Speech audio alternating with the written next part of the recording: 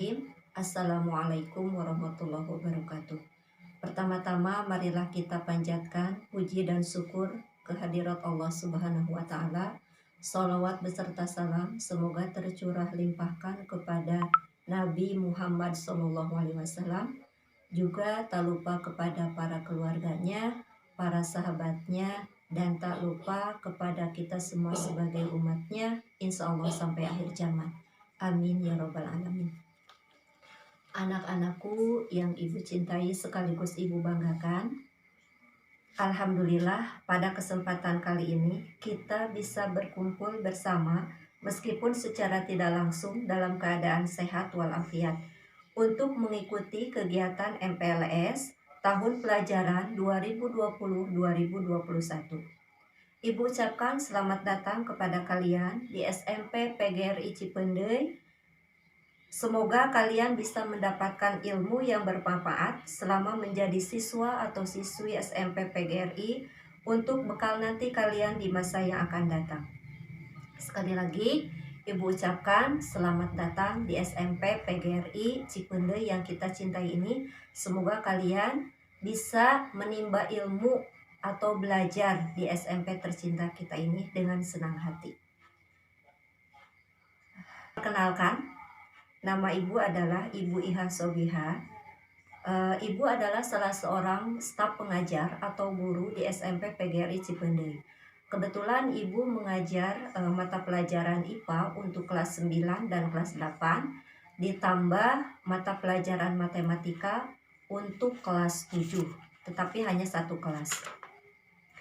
Anak-anakku yang ibu cintai sekaligus ibu banggakan, pada kesempatan kali ini ibu akan menyampaikan materi MPLS yaitu mengenai bullying.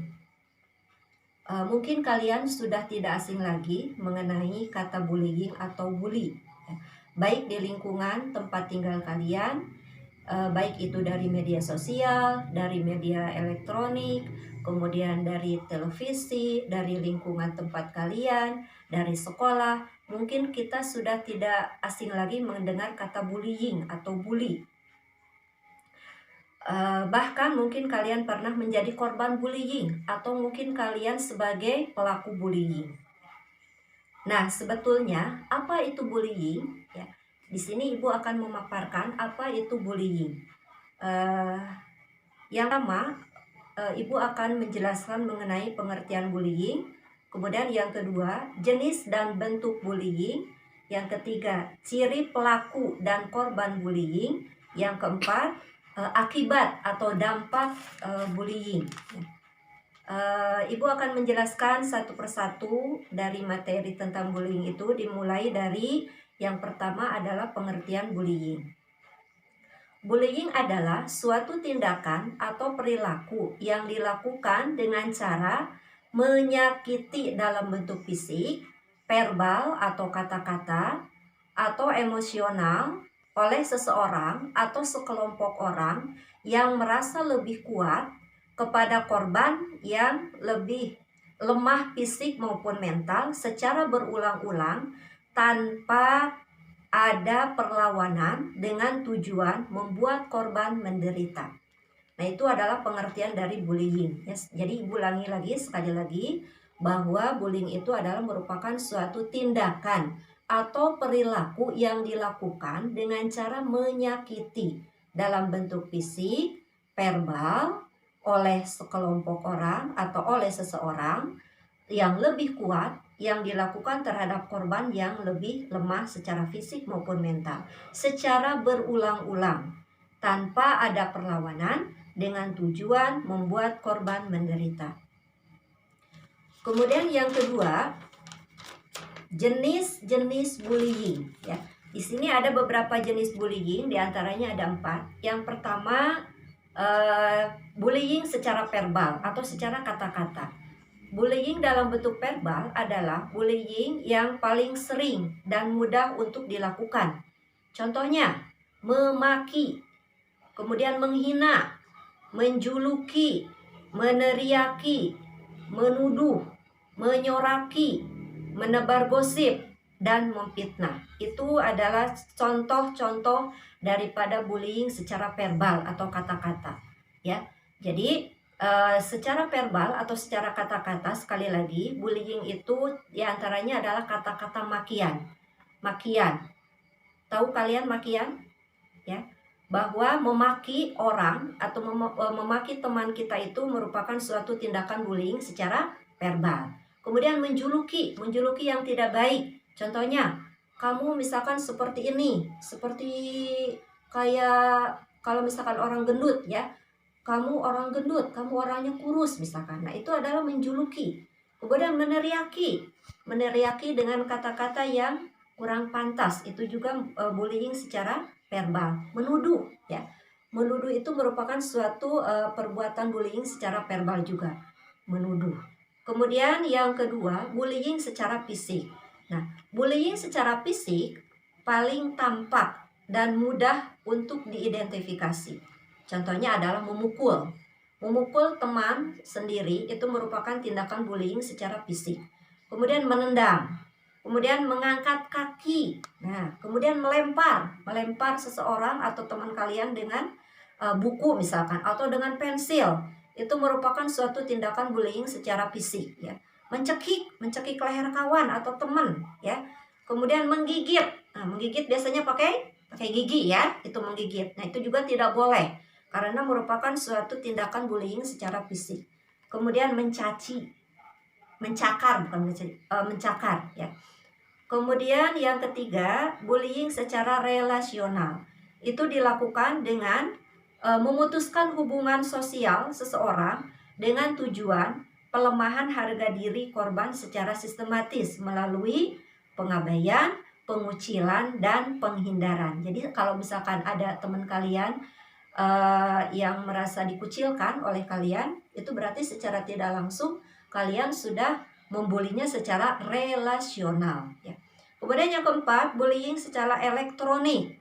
Nah, ini melalui media elektronik seperti komputer, kemudian handphone, internet, ya, SMS, WA, nah, dan lain-lain. Ini biasanya dilakukan untuk meneror korban dengan menggunakan tulisan, kemudian rekaman video, kemudian gambar atau film yang bersifat intimidasi, menyakiti atau menyudutkan. Nah, itu diantaranya adalah jenis-jenis bullying. Jadi sekali lagi, jenis-jenis bullying itu ada 4. Yang pertama adalah secara verbal, kemudian yang kedua secara fisik, yang ketiga secara relasional, dan yang keempat secara elektronik. Kemudian ciri-ciri pelaku bullying. Nah, di sini ada ciri-ciri pelaku bullying dan korban bullying. Yang pertama, ciri-ciri pelaku bullying itu adalah hidup berkelompok dan menguasai kehidupan sosial siswa di sekolah, ya. Jadi biasanya pelaku bullying itu secara berkelompok, 3 orang atau 4 orang bahkan lebih, ya. Kemudian yang kedua, menempatkan diri di tempat tertentu di sekolah atau sekitarnya. Jadi biasanya suka memisahkan diri. Orang yang berlaku sebagai pembuli tersebut biasanya selalu menempatkan diri di tempat-tempat tertentu di sekolah, ya. Misalkan di depan sekolah, berkelompok secara 4 orang atau 3 orang atau bahkan lebih. Kemudian yang ketiga, merupakan tokoh populer di sekolahnya, ya.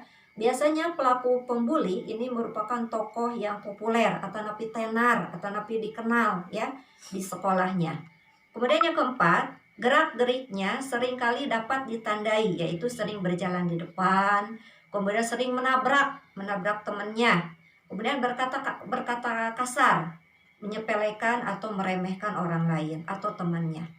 Kemudian ciri-ciri korban bullying. Nah, sekarang ciri-ciri korban bullying.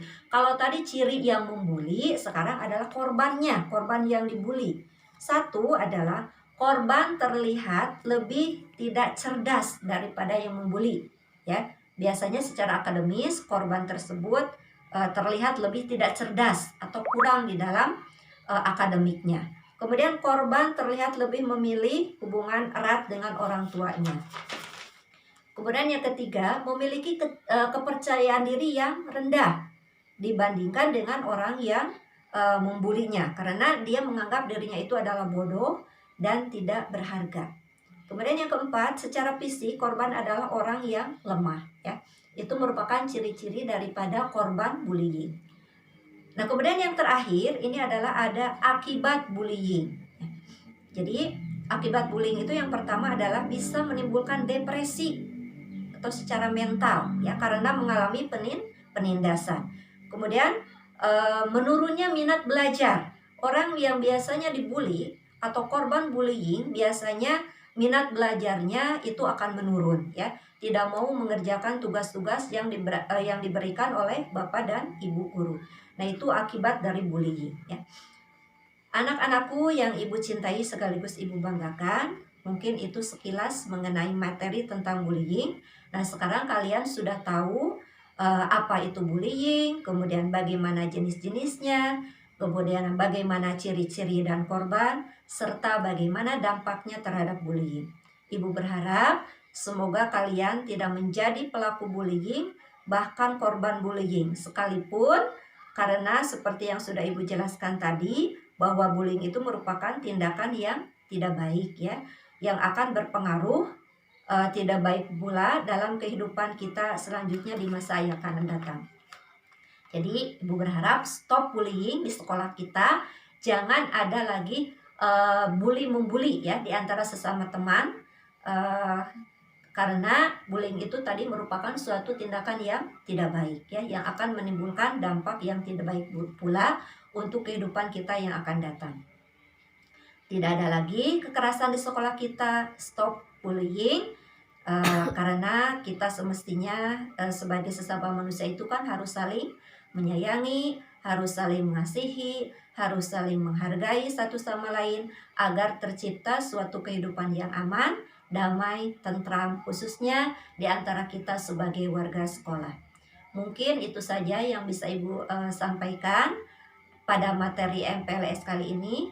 Mudah-mudahan apa yang ibu sampaikan bisa bermanfaat untuk kalian, dan ibu ucapkan sekali lagi selamat bergabung di SMP PGRI Cipende yang kita cintai ini. Semoga kalian betah, bisa mendapatkan ilmu yang bermanfaat untuk kalian di masa yang akan datang. Sekali lagi, stop bullying ya. Itu saja yang bisa ibu sampaikan. Akhirul kata, assalamualaikum warahmatullahi wabarakatuh.